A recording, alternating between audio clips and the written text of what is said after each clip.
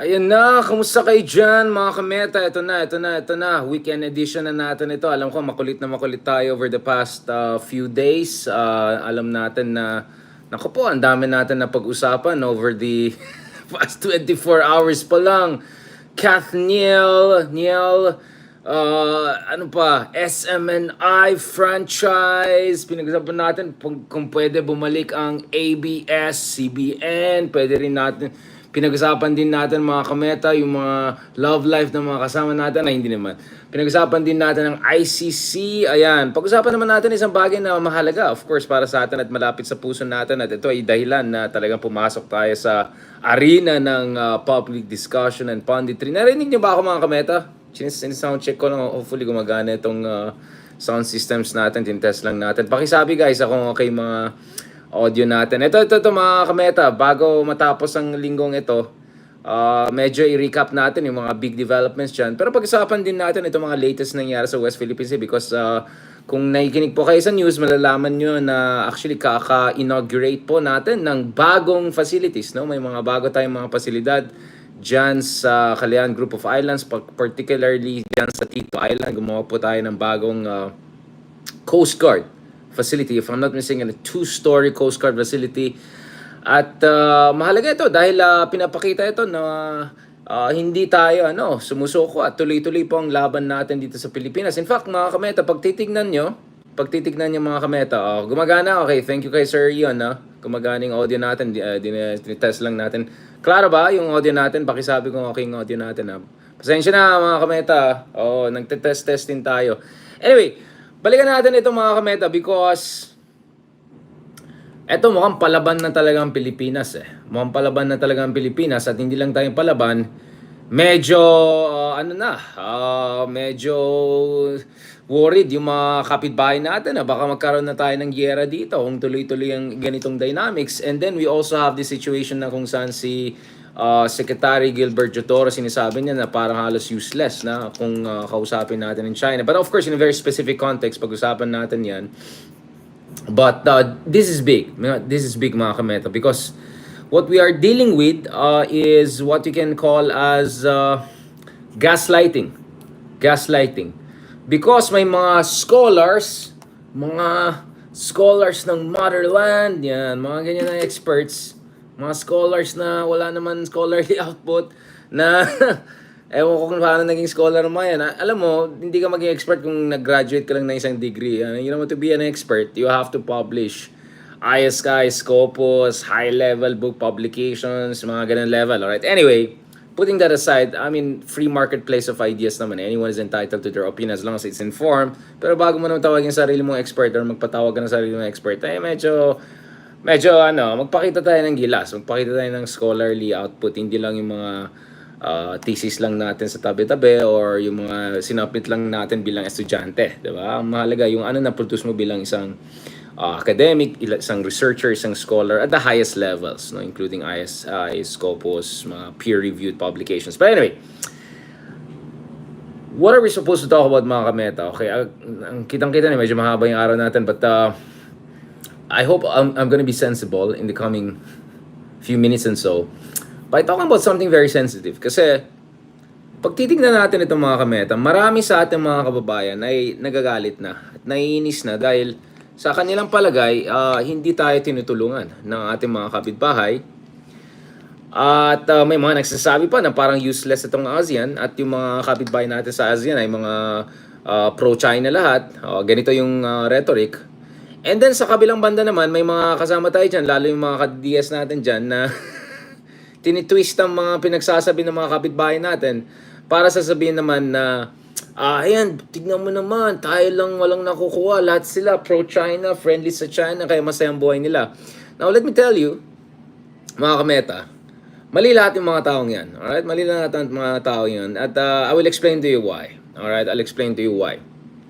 On multiple levels. And this is very important because recently, itong leader po ng Singapore, a very good and very sound and very articulate leader, said something about na parang nag-caution siya na ingat tayo doon sa nangyari sa West Philippine Sea. I think it was a very subtle cautionary statement, etc. Pero na-twist ito ng mga propagandists dito sa Pilipinas, lalo yung mga ka-DDS natin, ng mga others na kumbaga, uy, tingnan mo, pati Singapore, ganyan, ganyan, ganyan. Okay, let's put things into context, mga kameta, alright? Let's put things into context. Let's be very, very clear about this. Alam natin pagdating sa Singapore, they're very sensitive. They don't want to interfere in our domestic affairs. And I don't think Prime Minister Lee meant it in an offensive way. I don't think he meant to lecture us per se. He just expressed in a very genuine way as a fellow ASEAN country yung direction ng nangyari sa West Philippine Sea. So in fairness to him, and I think if given a chance, they're gonna explain more. But eto mga kameta, yan, mga kamekos. Bumabalik na yung mga kamekos. Pero mga kamekos, eto. Huwag na natin gamitin ng mekos mga kameta kasi pag gamitin natin yung mekos na yan, mamaya dun sa masisira yung mga shorts na ginagawa natin, di ba? Maganda yung subtitle natin. Ito. Mga kameta, we have to put things into perspective because if you look at the ASEAN, may kanya-kanya tayong diskarte on how to deal with the West Philippine Sea disputes. Now, una-una, karamihan ng mga bansa sa ASEAN ay walang direct disputes with China sa West Philippine Sea. So, ang mga claimant lang nagtaga-ASEAN na active ay Malaysia, Philippines, and Vietnam. Philippines and Vietnam. Now, having said that, may mga ka-ASEAN member din tayo na napaka-dependent sa aid from China at totally walang interest dyan sa West Philippine Sea, almost zero. Diba? Ito yung mga countries na katulad ng Cambodia or landlocked countries like Laos. Or yung mga sobrang malayo na sa atin katulad ng Myanmar, which is sa gitna ng isang civil war. And then, you have other countries na influential sa region and internationally, katulad ng Indonesia, katulad ng Singapore, katulad ng Thailand, na walang direct dispute sa South China Sea at West Philippine Sea, pero may interest sila sa stabilidad sa ating region. Alright? So, we have to distinguish that. And depende dun sa kanyang geographical position, depende dun sa kanilang sa kalidad ng kanilang relationship with China at depende dun sa kanilang threat perceptions, no? At yung kanilang level of security cooperation with other partners and allies and powers katulad ng United States. So, iba yung kanilang positioning dito sa West Philippine Sea issue. So, the first thing we have to keep in mind is it's impossible to get exactly the same points of views because sobrang diverse po ang level ng interest natin vis-a-vis the West Philippine Sea sa loob ng ASEAN. Pangalawa, geographically speaking, ang Pilipinas po ay very exceptional unique country. For instance, ang Pilipinas ay mas malapit sa Taipei from Manila, right? Isang oras pa lang nasa Taipei ka na. Ang layo ng Singapore, ang layo ng Malaysia, ang layo ng Jakarta, ang layo ng Bangkok. To isa rin malayo rin na rin Hanoi, 3-4 hours. Pero Taipei, 1 hour nandun ka na. So, kitang-kita mo na yung geography natin, iba. Pangatlo, at dito, exceptional pa rin ng Pilipinas, tayo po ay isang treaty ally ng United States. Ang mga ibang ASEAN countries ay hindi. In fact, I would argue that yung treaty alliance ng Thailand at sa United States ay medyo questionable yung treaty alliance nila. It doesn't have the same structure and provisions as yung treaty alliance na meron ng Amerika at Pilipinas at meron ng Amerika at Japan, for instance. Although, iba rin yung sa Japan at sa Pilipinas on a certain level. But, sobrang malayo yung kalidad at yung kasaysayan ng relationship ng Thailand at Estados Unidos kumpara sa relasyon ng Pilipinas at Estados Unidos. Right? Now, we also have to keep in mind, mga kameta, na ang bawat bansa sa loob ng ASEAN ay umiiba din ang kanilang mga stance sa West Philippine Sea. Tingnan mo yung Pilipinas pa lang. Kay President Aquino, dinala ang China sa International Court. Alright? At nag-sign ng EDCA. Kay Digong, binabaliwala, at least si Digong mismo, binabaliwala ang ating arbitration award na victory at binabaliwala, hindi nga binabaliwala lang ginagano binabastos pa yung ating alyansa with America. So, ang layo nung policy ni Digong from policy na Aquino. And then ngayon naman si BBM, iniba na naman niya kay Digong. So, medyo hybrid or medyo new dialectical synthesis ang ginagawa niya to be Hegelian about this. So, kung titignan mo, yung position ng isang bansa nga, katulad ng Pilipinas, ay paiba-iba rin. So, unrealistic po na mag-expect tayo ng exactly the same position among ASEAN countries. So, that should be our factual recognition. No? Yun ang dapat first order of things, no? Na i-recognize natin na sobrang diverse po yung points of view natin at saka yung threat perception natin at umiiba yung position ng bawat ng bansa. Now, may mga na-publish tayo, marami tayong na-publish dito, including yung isang latest publication natin with La Trobe University where I talk about 50 shades of hedging. Which brings me to the issue of hedging, mga kameta. Pangalawa, yung konsepto ng hedging is very, very important. Ano ibig sabihin ng hedging, mga kameta? Sa ilalim ng hedging strategy, kahit ikaw ay may alyansa with America or ikaw ay napaka malapit sa China for that matter, pag titignan mo lahat ng mga ASEAN countries, may sarili silang version ng hedging. At kung titignan mo yung hedging, ito ay isang strategy kung saan medyo ilang ka, medyo hindi ka 100% sure. And what you do under a hedging strategy is that what you're trying is that, you know, you're leaning on one power against the other power, but you're not burning your bridges with the other superpower. Right? So you're trying to find this perfect balance, etong sweet spot sa gitna ng mga competing superpowers. Now, in the case of the Philippines, dahil treaty ally natin ng United States, parating nakalin tayo ng konti. Even yung panahon ng Digong, even during the time of Rodrigo Duterte, despite all his efforts, we're still the US treaty ally. Right? So meron tayong mga networks of interdependence na naka-embed tayo dun sa bilateral alliance natin. So, we are leaning towards US, but you're trying to reach out to the medyo parang boxing yun eh. Naka-lean back ka to the right, to the left, depending on ano mo, and then naghahanap ka ng range mo, di ba?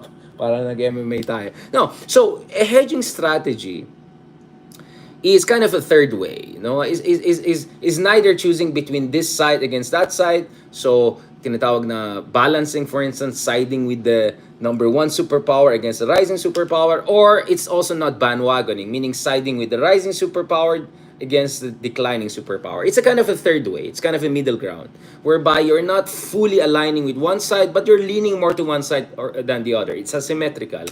At pwede mo rin ibayin yan, depende sa issue, depende sa panahon, depende sa threat perception. So, short of a war-like situation, mga kameta, useful itong hedging strategy na ito because it gives you room for maneuver. It allows smaller countries like the Philippines to exercise a lot of strategic autonomy.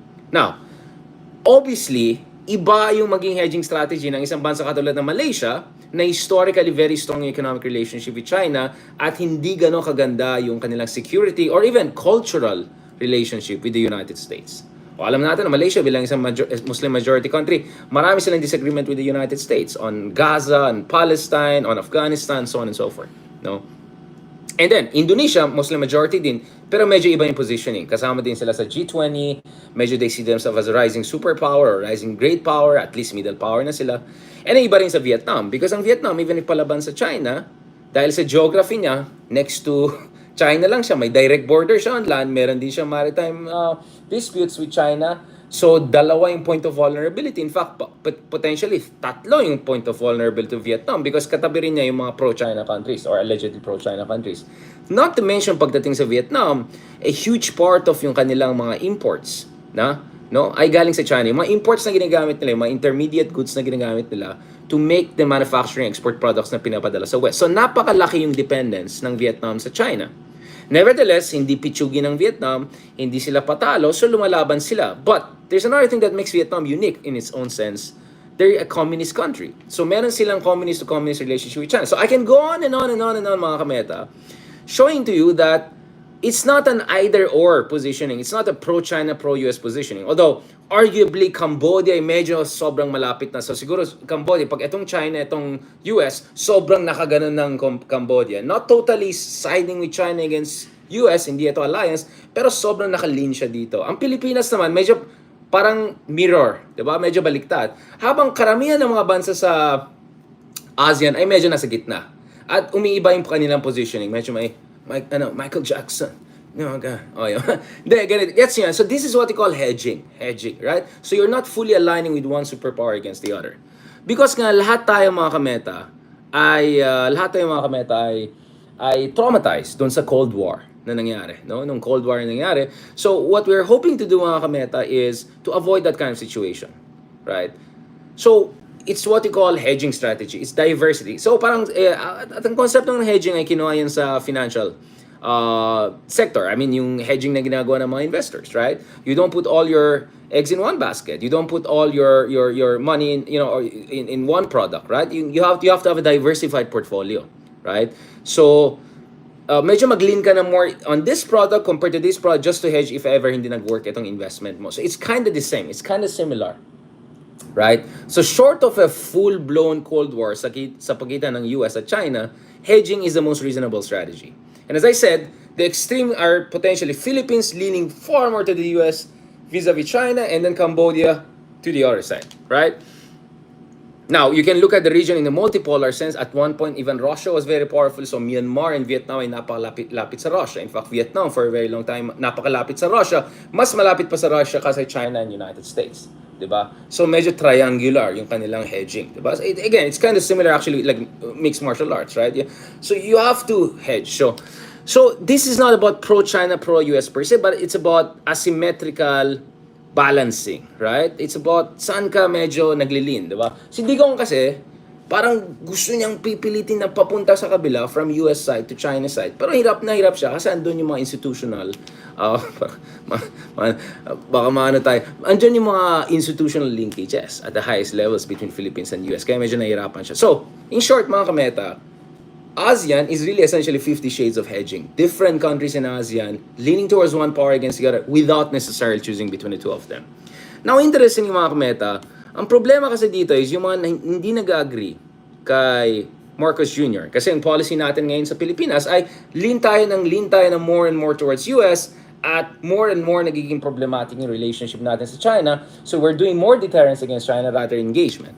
And just to give you an idea how serious the situation has become, you have the Defense Secretary of the Philippines openly questioning even the value of direct diplomacy with China at this point in time. Although, I find that interesting because I think I rather ask the Department of Foreign Affairs about it. But shortly after this, mga kameta, we'll talk about Singapore. Because Singapore, I think, is a very interesting case because I think this conversation, one way or another, was prompted by the comments by the Singaporean leader. So medyo nandito na tayo. Kung saan may mga headlines ka sa Pilipinas, of course, this is not the full context of what the Defense Secretary said. In fairness, medyo mas nuance yung sinabi ni Secretary Gibo Chodoro.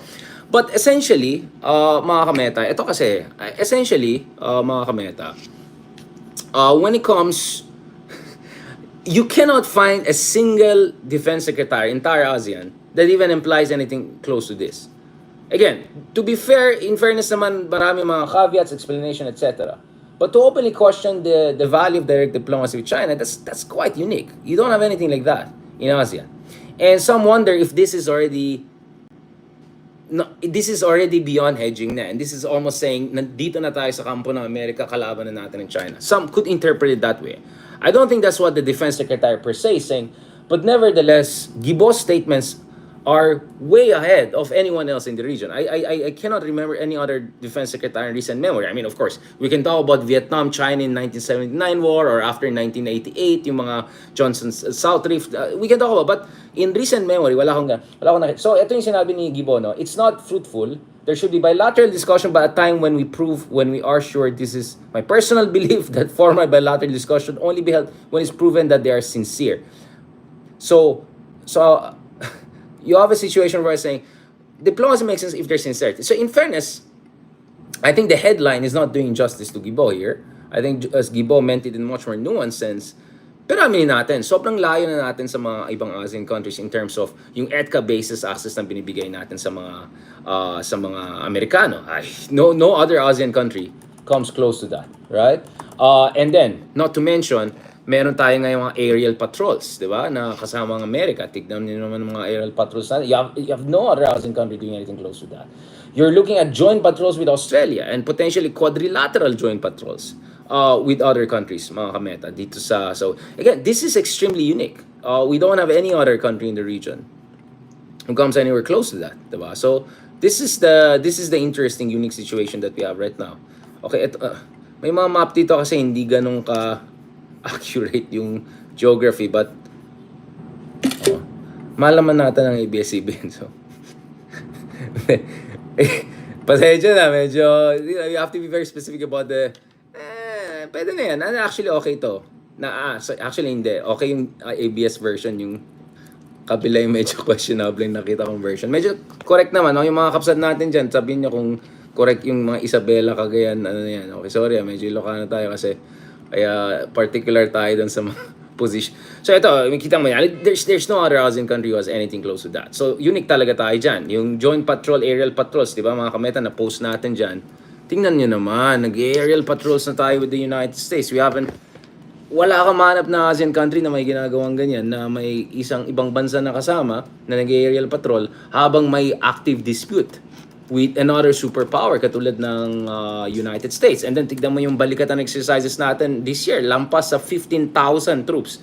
Galing hindi lang sa United States, galing sa Japan, galing sa Australia, even United Kingdom ay nandyan. So bigla ang Pilipinas ay parang hub ng mga multiple superpowers. Again, this is very unique mga kamera. You don't see anything like that in the rest of ASEAN countries. So that's why some are wondering if we're not only leaning to one side against the other, but we are fully aligning towards one side or the other. My contention is hindi pa tayo nag-fully align, but if current trend lines continue, medyo papunta na tayo dyan. Nevertheless, having said that mga kameta, sa akin palagay, there are things we can do. There are interesting dynamics here that we can look at. And I'll shortly from now, I'll discuss the case of Singapore. Because the case of Singapore is very instructive and interesting, even though sobrang layo yung kanilang situation. Because to begin with, ang Singapore po ay wala silang territorial disputes with China directly at sobrang laki yung kanilang bilateral trade and investment ties with China in ways that was not in the case in the Philippines. Kasi yun nga yung problema eh.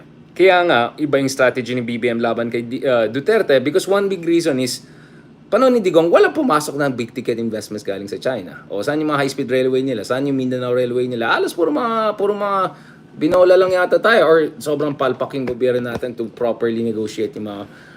either way, failed yung investment strategy ni Digong, di ba? Either way. So, ito yung gusto kong pakita sana kanina. So, ito yung sinasabi natin mga kameta na aerial patrol. So this is the first ever joint oh, di ba? Grabe. I think is that an F-15 or F-16 fighter?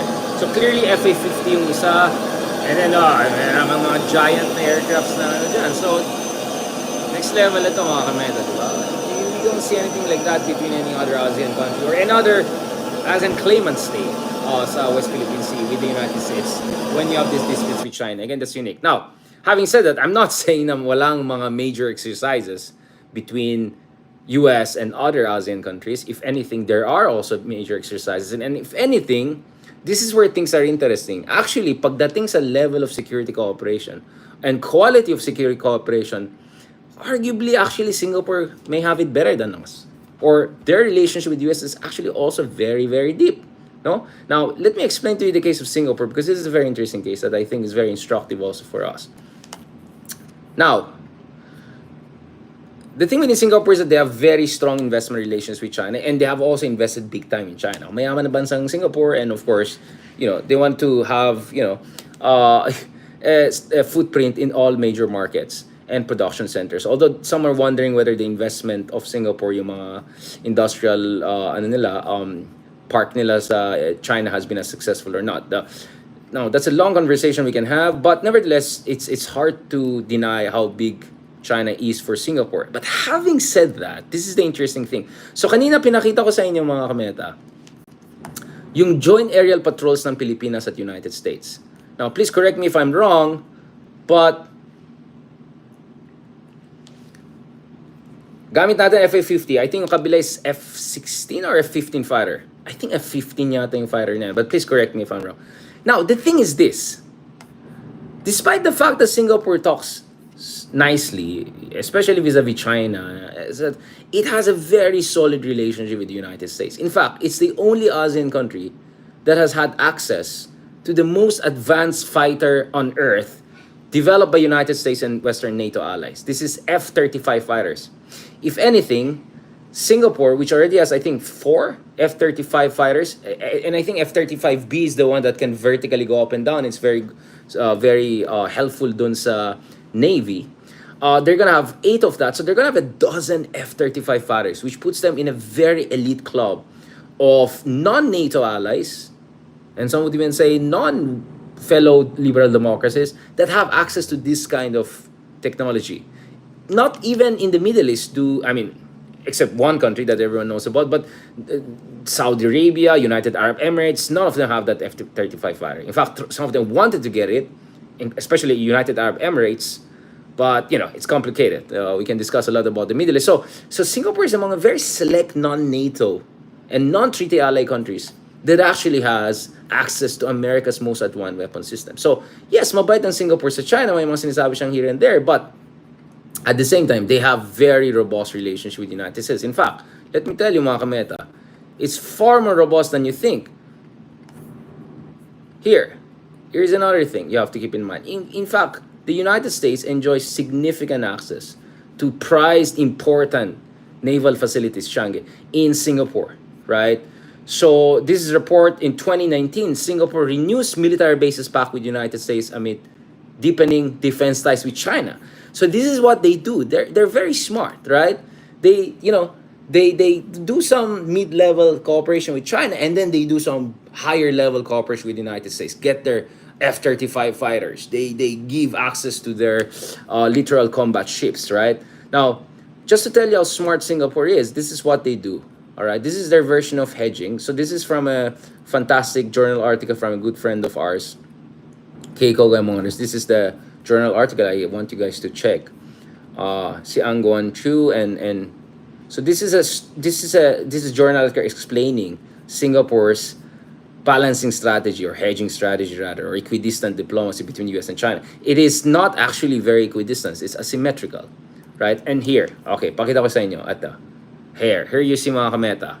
Okay, so it is true that on paper, Singapore has good defense relationship with both US and China, but it's not symmetrical, right? It's like they give, I don't know, they give a they give a Geely to one side, they get a BMW from the other side. They give a Jack to one side, they get a Benz from the, they get a, they give a, ano yung mas mababa sa BYD na ano, and then they get a Tesla from the other side. So it's not actually symmetrical, but it gives this impression that Singapore is very friendly with China, but actually much deeper yung kanilang security relationship with the United States, and they have access to the best weapon systems also from the United States, right? This is where mga kameta actually nakaka-frustrate, kasi kung titingnan mo yung defense cooperation between United States and Singapore, tens of billions of dollars ang mga nabili nila mga weapon systems from United States in the past decade or so, base sa mga numbers na official na meron tayo. Kumpara mo yun sa Pilipinas, in total aid ng US sa atin in the past decade or so, just barely over $1 billion. Now, obviously, mayaman ng bansa ng Singapore, nagigets ko yan, they're very advanced. But that's the problem na nakikita ko sa Pilipinas, na matapang tayo sa rhetoric, tama yung ginagawa natin on ground. But I think yung ating relationship sa ating aliado ay malayo pa rin dun sa relationship na meron ng US sa mga hindi aliado na are treated like allies, right? So there's this expression, something like Singapore is a friend that acts like an ally, right? And then of course there are allies like Thailand that not necessarily act like friends. And then there are cases like the Philippines na ally, sometimes friends, sometimes not so friend, and you don't know how reliable, and mutually there's a lot of problem with that. So ito yung mga sinasabi ko mga kameta.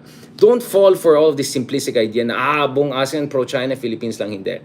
Is actually a diverse set of strategies, hedging strategy different sides are employing, and I think some sides are smarter than others.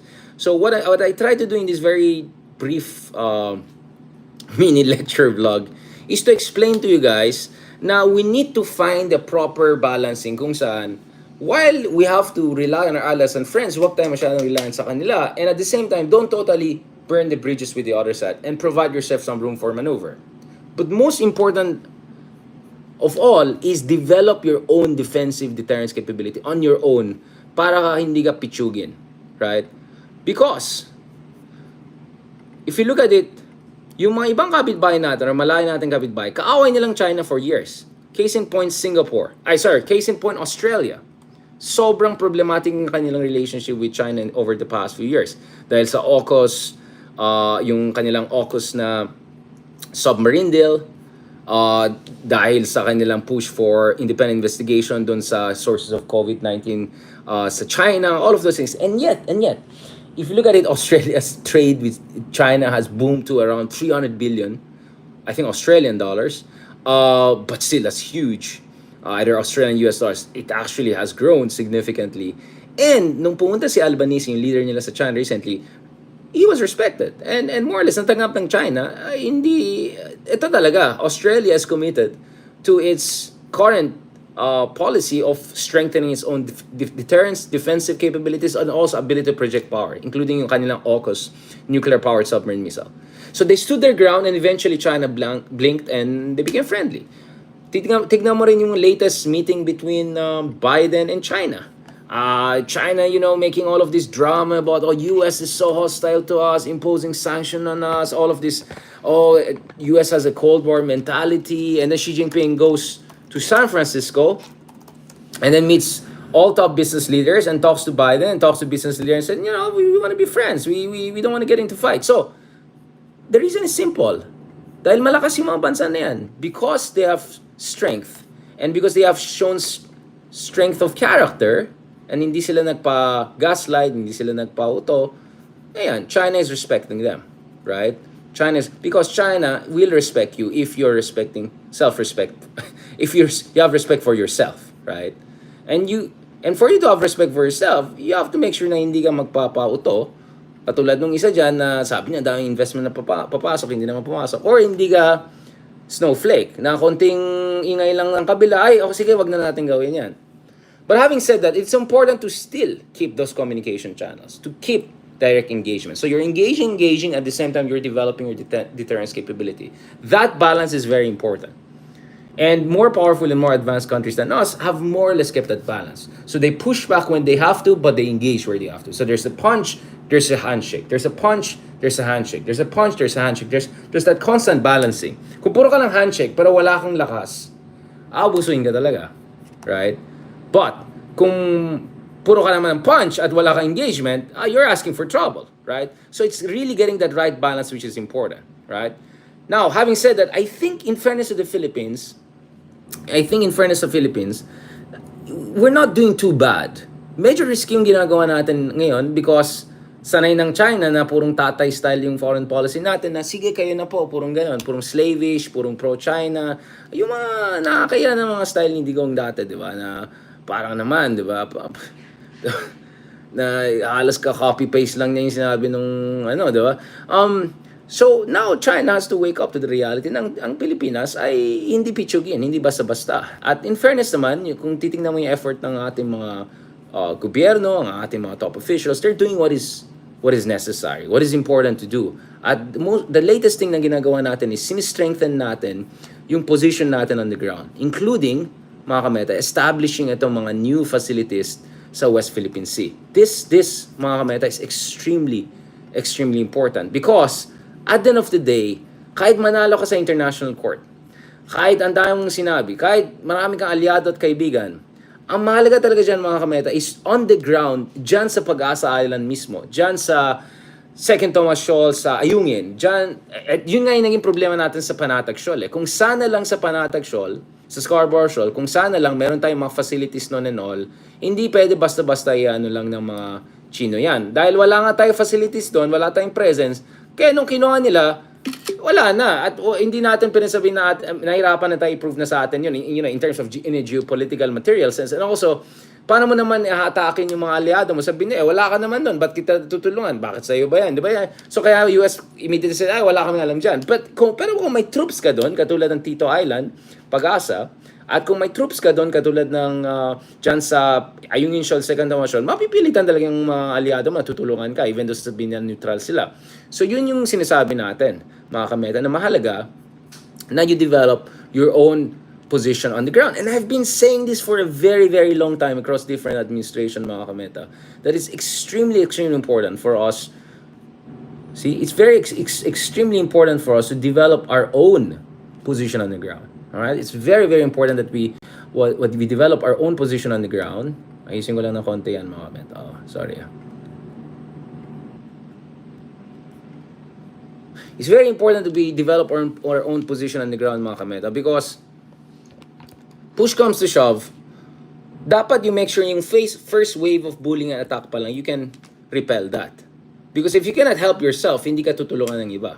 You have to have that ability for the first wave of resistance, right? And dapat may presence ka on the ground. At you can give bloody nose dun sa kabila. You have to be like a poison shrimp. Katulad ng sinabi ni Lee Kuan Yew. If you cannot beat the big fish, and if you're not even big enough to be a small fish, at the very least, become a poison shrimp. Or even better, be like a porcupine. Alright? Wala kang, fangs. You cannot beat the other side, fang to fang. But if you have that ability to defend yourself, then the other side will think twice before attacking you because may hurt din sila. So developing that minimum credible defense and domain awareness capability is very, very important to get the first level of respect. But beyond that, you have to build alliances, diplomatic alliances, military alliances, and eventually, once you reach a certain point, re-respetuhin ka na ng kabila. Even bullies are not blind to certain realities. At some point, when they realize na palaban ka and you're gonna stand your ground, they're gonna blink. Don't believe me? Look at the situation with Australia, among others. Ang dami, inaway-away nila yung Australia, tinitreaten nila yung Australia with sanctions, everything, and eventually they had to blink when they realized palaban ng Australia. I mean, of course, Australia is more advanced and wealthier than the Philippines, pero what is Australia compared to China? Like, what is Australia? Not even 40 million people compared to 1 billion of China, right?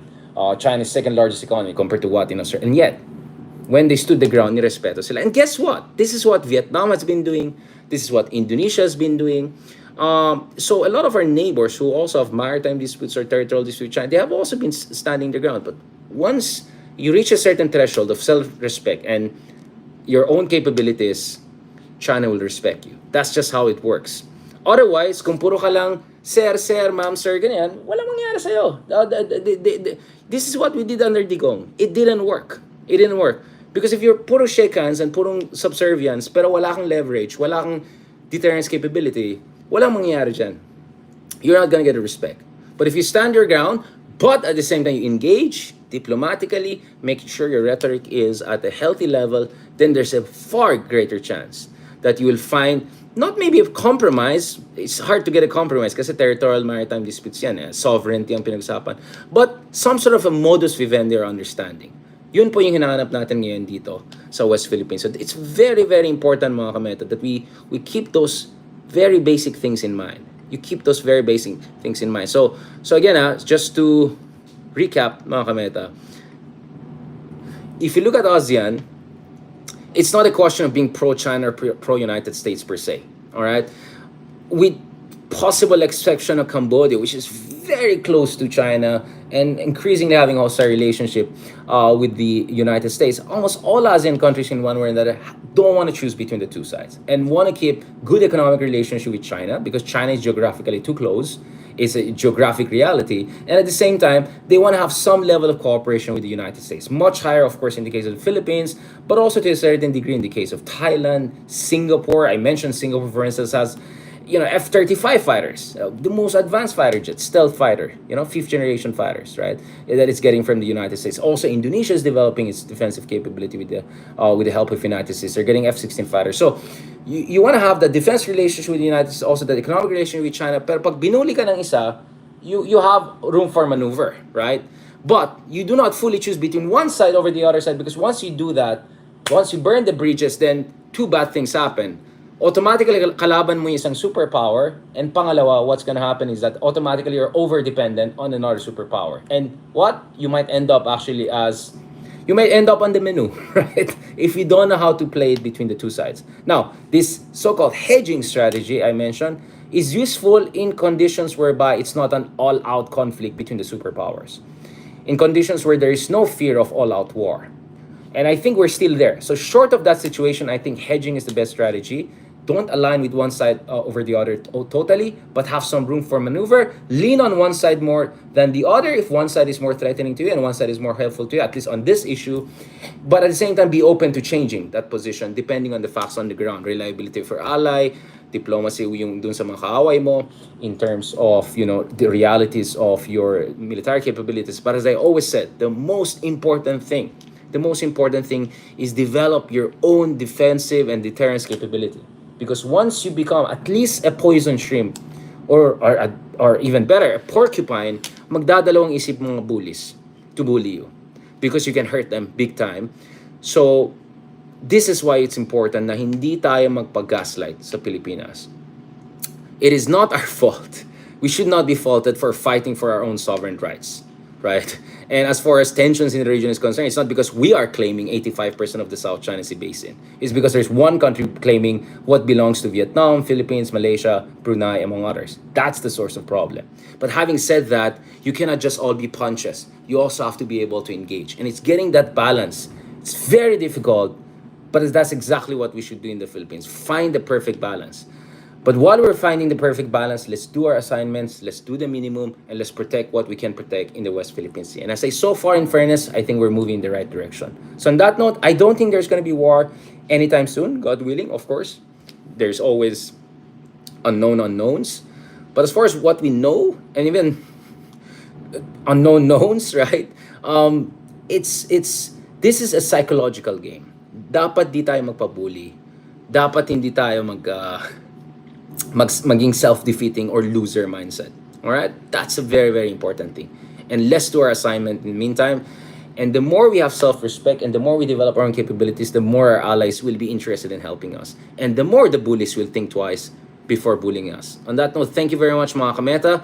I hope you appreciated this, quite mini lecture about ASEAN, how ASEAN countries are dealing with China. And how should we find our own perfect balance when we deal with China? So it's not about being pro-China, pro-US. I don't think we have to go down that road. It's about finding the proper balance between US and China when we deal with the superpowers. And at the same time, it's about protecting our red lines and making sure there's a baseline when it comes to dealing with other powers. After all, with one superpower, we do not have any maritime or territorial dispute. They may have done horrible things 100 years ago, or they were not a good ally for the past 50 years. We can debate about that. But the other side is the one bullying us in the West Philippine Sea. So, also be wary of false equivalence. But, as I said, the West Philippine Sea also should not be the entirety of our relationship with other powers. We have to make sure that on other issues, we can find some sort of common understanding, but never compromise yung mga baselines mo. That's very important. On that note, thank you very much.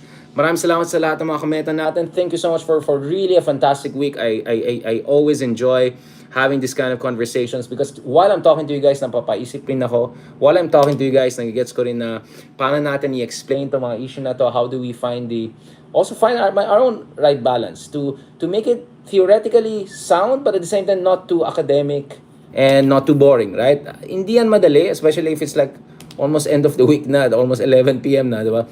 But this is the challenge, and I always appreciate this challenge because this is the least I can do. No, this is the least I can do. Help in terms of raising critical thinking pagdating sa West Philippine Sea. At the end of the day, I want you guys to decide on your own, choose for your own, what is the best way forward. Pero wag kayong magpauto. Alright? Wag tayo magututo. No? Magkagiyera na, yun na yan.